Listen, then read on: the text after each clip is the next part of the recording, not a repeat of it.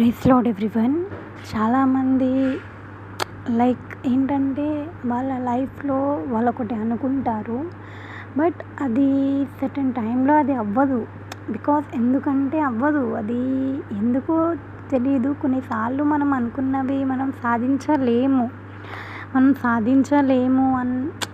లేదు అన్న కోపంలో లేదా యాంగ్జైటీలో డిప్రెషన్కి ఫీల్ అవుతూ ఉంటాము.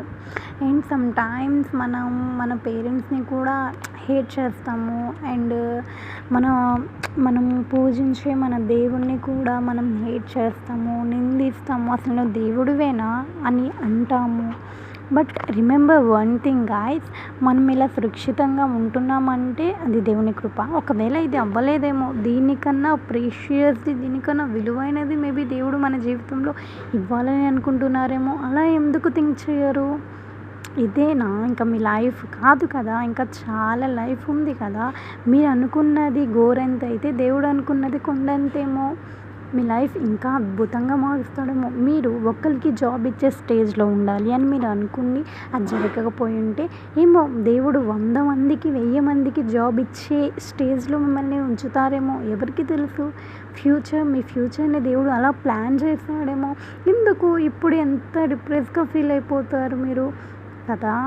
దేవుడి యందు నమ్మకంగా జీవించండి, దేవునికి ప్రేయర్ చేయండి.